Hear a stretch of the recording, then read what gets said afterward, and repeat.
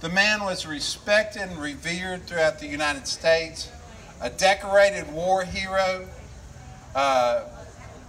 Judge White and I were just talking, when he was imprisoned at the Hanoi Hilton, he would not leave unless his men left with him. He stayed for years longer, endured more torture, more horrific conditions, hell on earth, for his men. For his men, not for himself. And that's what we have to learn, and that's what Phil Bredesen does. He puts people and country first. He doesn't put politics first. He doesn't put anything besides you, the person, the citizen, the voter, the constituent. We need to send him with our Tennessee ways of balancing budgets, making government work, and caring about people to Washington. All we hear over and over is leadership in the House and the Senate. Ladies and gentlemen, the leadership needs to be from Tennessee and Tennessee values, and that's what Phil Bredesen will bring to the Senate. Like McCain, he's independent-minded, he's a fierce competitor, and he will always remember us first. I'm thrilled to be a co-founder of Amqui Station and welcome each and every one of you to Amqui Station. This beautiful train station was once located about a mile north of here, and just on cue, here comes the train, which it should be. But about a mile north of here behind Town and Country Ford, this train station was property of CSX. When they declared it surplus property, Johnny Cash, the benevolent musician, decided he loved trains and he loved this station, so he moved it to Hendersonville. His estate donated it back to the Madison community. We were able to raise funds to not only move it back, but to add the pavilion and create the museum. So if you haven't been through the museum before you leave today, we have a fantastic museum. And thank you to the board of Amqui Station for continuing to reach out to the community. Thank you for doing this forum today. Thank you for our farmers market. If you haven't shopped, please shop. We have amazing fruits, vegetables, honey, chess pie, whatever you want, it's here. And it's fresh, and it's where you need to shop. All right, I think we're gonna move on, and let's give our band a hand. Are they not amazing? If they do not light your fire, your wood is wet. It is wet, I tell you, because this gets you going and spurs you on, and I hope it spurs you on to support Phil Bredesen as the next U.S. Senator from the great state of Tennessee. Remember, October 9th is your last day to register. That's you, your family, your friends, your co-workers. We must, for the sake of our country and our state, register everyone that we can. And then call them and say, did you get out to vote? Did your friend get out to vote? Did your mother get out to vote? Get them out to vote. Tennessee is 50th in voter participation. 50th. Last. We are below Mississippi and Arkansas. When should that happen? Never. Never. So please, please, please, please, make sure that everybody that you know has voted. Make sure that they get out to vote. Let's get out of that 50th spot. Let's put great men like Phil Bredesen and Karl into office. And I'm on the ballot in November, and I'd appreciate your vote. Bill Beck for District 51. Thank you so much. Thank you. Once again, Bill Beck, your representative. You've written your questions down. Let me go ahead and take them. After hearing that, I didn't know that we were last. I know it was bad, but I didn't know we were last. Come on, Tennessee. If you're going out with your friends to concerts to see Beyonce and all these other shows, man, get somebody to go register to vote. Please. We can't be last in that. Okay, Once again, my name is Kenny Smooth. I'm with 92Q radio station here in the Music City. And we want to bring up our next candidate running for governor. He is the former mayor of Nashville. Ladies and gentlemen, put your hands together for Mr. Karl Dean.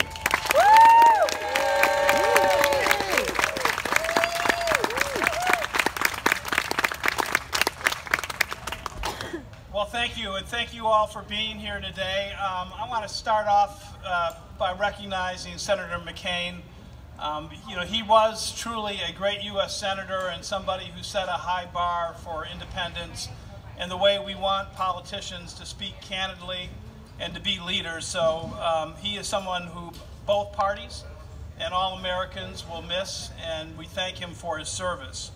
I also want to take a second to recognize Bill Beck, who you just heard, and thank him for his words of support for Governor Bredesen, and I encourage you to support Bill in his re-election efforts. Councilman Bob Mendez is here with us, I believe. Bob, if you're here, there he is in the back waving, and former Judge Randall Wyatt, who was the great Randall Wyatt, one of the great judges from Davidson County's ever had, in my humble opinion. Jim Shulman, candidate for for vice mayor, is here with us. Good to see you. And I want to thank John Parrish for organizing this event. And I want to thank my wife, Ann, for being here. It's good. It's always good to travel with her. You know, I want to talk just a little bit about why I'm running for governor and what the issues are that I think matter to our community. I mean, one of the things that is important for us to remember is the importance of the veterans that are in our community and in our state. Tennessee is known as a volunteer state. We're a state that has a substantial tie to the U.S. military. Many veterans live in our communities.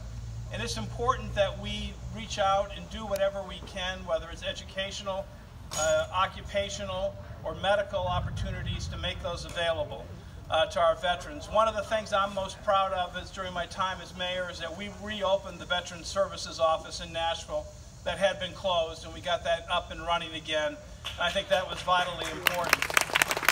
So I certainly want to thank all the veterans that are here for their service, and thank you for what you do for our state, but also what you do for our country. You know, I decided to run for governor after I left the mayor's office in 2015 because I'm convinced that the people of Tennessee want a governor who is going to be pragmatic, have common sense, and is going to focus on the issues that really matter to the people. I think they do not want a governor who is going to be a political extremist, be somebody who's going to only look at things through partisan lenses. You know, when I ran for mayor in 07 and 11, I ran in nonpartisan elections, and you had to get Democrats, Republicans, and independents to vote for me. And then when I did the job, you don't do it on party lines, you do it on what you think is going to make the state or the city a better place to live in. And so that's what I want to do for the state. I want to focus on the issues that matter to the people and work on those issues regardless of party to move our state forward. And to me, the big issues are, number one, public education, which I think is the issue for our state. If you look at where we want our state to go, whether it's in terms of being a healthier state, whether it's being a safer state, or whether it's being a state that has better paying jobs, education is the key.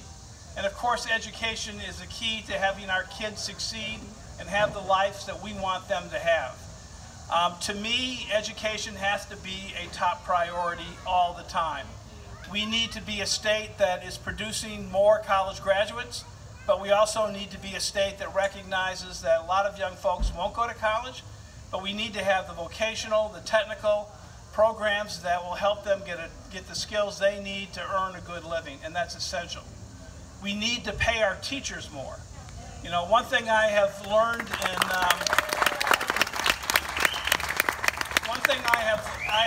in a year and a half traveling around the state is that from one end to the other, there is a concern about teacher pay.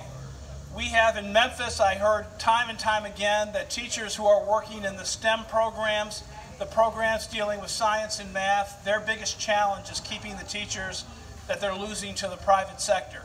When you go to small town Tennessee or rural Tennessee, you'll hear time and time again about them getting a great teacher, and then a suburban or an urban district in Tennessee will hire that teacher away for more pay.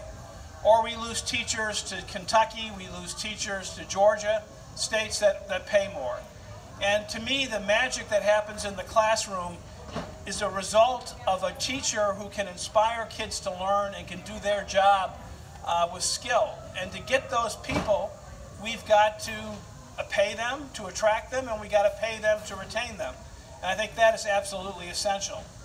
Moving forward, I think the big issue for our state in terms of economic development is going to be, are we going to have the workforce here that can handle the jobs that we're bringing to the state? And so we've got to continue to improve our education system. We got to keep moving forward where we're going to be able to attract the workforce we need to succeed economically. The second thing I want to mention is economic opportunity. You know, Tennessee is a lot of good news. I mean, unemployment rates in the major cities for the most part are very low. Middle Tennessee as a whole is really doing well. Certainly around Chattanooga and Knoxville you see similar prosperity. But there are parts of the state, particularly rural areas, particularly small towns that are struggling, where the unemployment rates are not low, where they have not really recovered from losing the apparel industry and other industries in the 80s and 90s, and we got to help those places. I mean, those places, when you look at them, they're struggling educationally because they don't have the tax base to support their schools, and then they're losing their hospitals too. And that is a real problem. So we got to help bring jobs to those areas. And we got to look, I mean, we got to be aggressive. I've always believed there's no program, no government program as good as a job. And we want to be creating jobs, and we want to be creating jobs that pay good. And then let me mention health care. It was the biggest mistake our legislature has made in my adult life, was not doing the Medicaid expansion.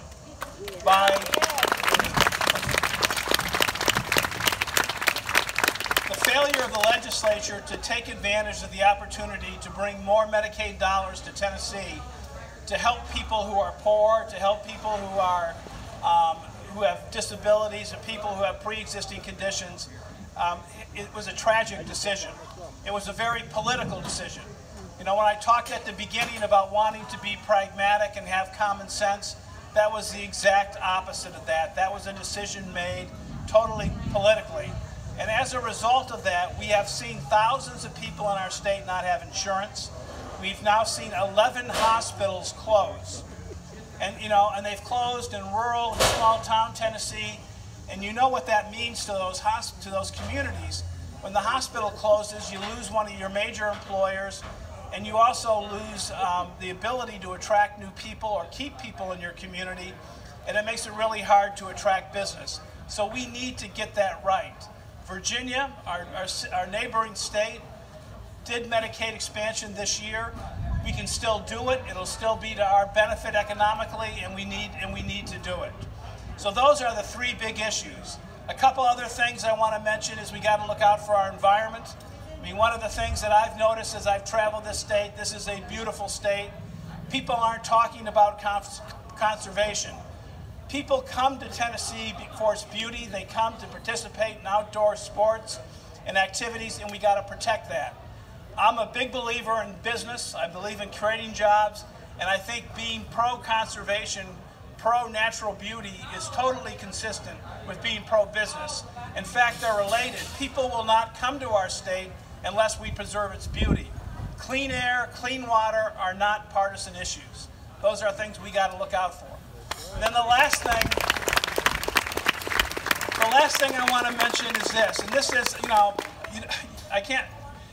given the climate right now, I think it's real important that Tennessee be what it is. This is the friendliest place I've ever lived. You know, it's not a secret, I moved here in 1978. And I have been welcomed with open arms, and am always astounded by how gracious and generous people are here. And that value of being friendly and of embracing inclusiveness and embracing diversity, that's a pretty important value. And that value is sort of under attack. And we shouldn't be afraid as citizens of Tennessee to say this is who we are and this is who we're going to continue to be. And that's where the future lies. I mean, we're going to be a state that's going to have a great future. Our best days are still to come, and they're going to come because we're going to continue to keep and attract talented people. We're going to keep people who want to work hard and get ahead, and we're going to prosper. But to do that, we got to be who we are, which is a really friendly state, and that's a value I hold dear. So I'm asking for your vote, your help, and I think I'm going to answer some questions, hopefully easy ones. All right. Take that mic right there. Okay.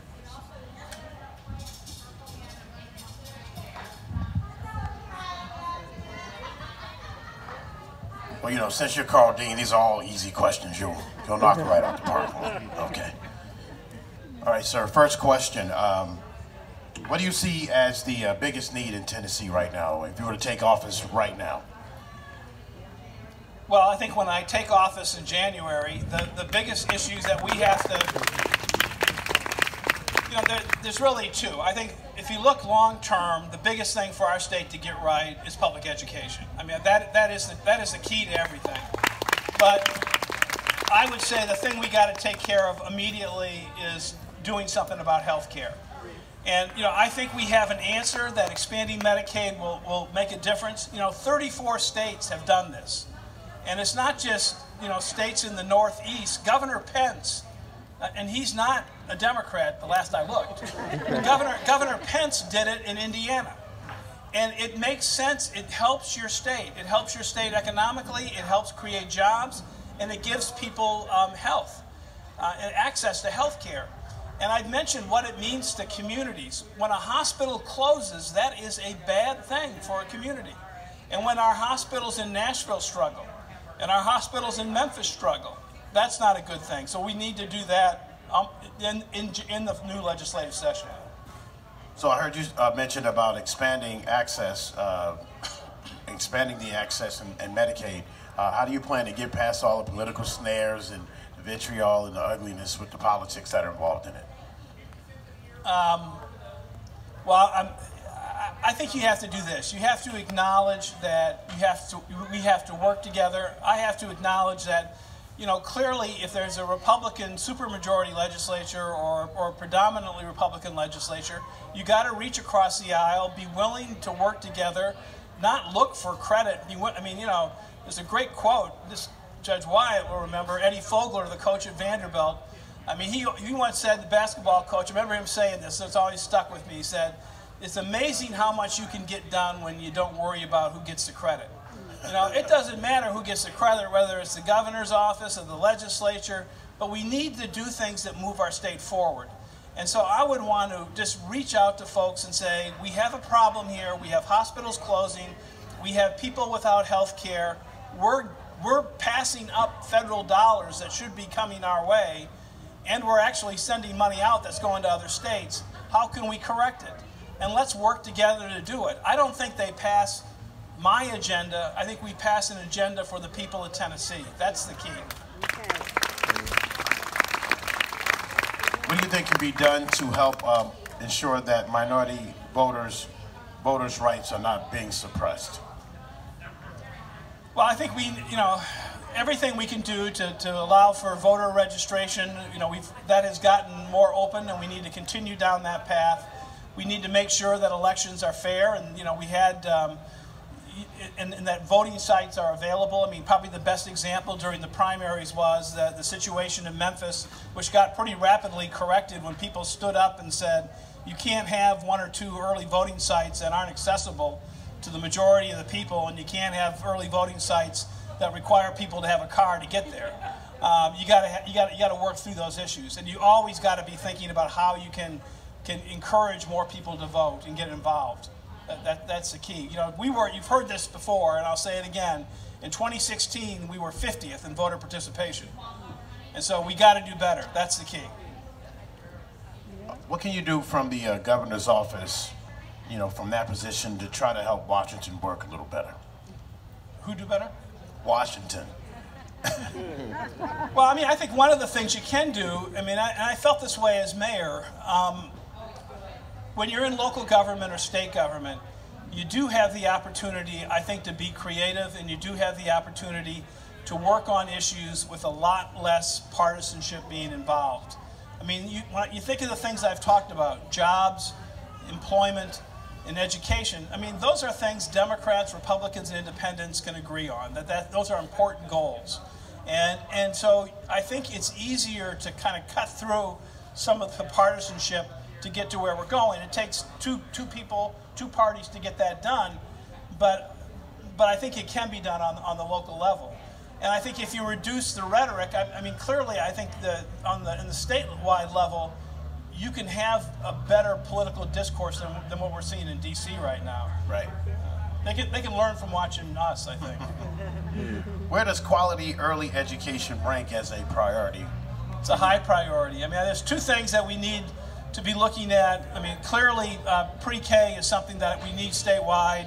It has worked very well here in Nashville. I worked on that as mayor. And I also worked on after-school programs, which I think are key. You know, pre-K is essential. You know, the studies show that it clearly has a positive impact. You want quality programs, and you want them all across the state. And then after-school programming is key too, because kids go home to empty apartments. Kids go home at the end of the day, and that's in some ways the most dangerous part of the day. And we want to make sure they have the opportunity for cultural enrichment, for tutors, to be safe, and schools can play a big role in that. And I think there's a lot more that we should be doing with that in Tennessee. Absolutely. Should the state protect the jobs of National Guardsmen that are deployed? Yes, I think clearly National Guard, people who are sent off to protect our country, to work in our country's interests over the seas, they should be able to come back when their jobs will be there, and they should be secure in that. Absolutely. Final question. So, you take office in January. What does the first 100 days of a Karl Dean governorship look like? Well, I think it looks like you know, working on the budget, but obviously I think the first thing that I should do is reach out to the Republicans, to the legislature, and say, I want to work together. I want to hear your ideas. This isn't about me. This isn't about my agenda. It's about our agenda. It's about the people of Tennessee. That's the first thing. And then I think we work on health care together. I think we work on education together, because those are the keys. And then we continue to make Tennessee an attractive place to do business, an attractive place to create more jobs and opportunity. You know, jobs and opportunity help a lot, because they help create the revenue that pays for schools, that pays for us to do what we need to do in healthcare and other areas. So I'm a big believer in a strong private economy, and I would work on that very hard. But again, it's working together. I can't tell you how many people, you know, because you hear this all the time about how people are tired of the bickering in D.C., they're tired of it in Tennessee too. How often I hear people tell me, we just want people to go in there and work together and get something done. So what I want to do, I would say my 120 days is, I want to work hard and get things done. That's it. Working hard, getting things done. Ladies and gentlemen, Mr. Karl Dean, running for governor of this great state, Tennessee. Thank you, guys. And before I leave up the stage, I want to say, as a veteran, you know, a salute to John McCain. You know, on my page, on my personal page, there was a lot of back and forth.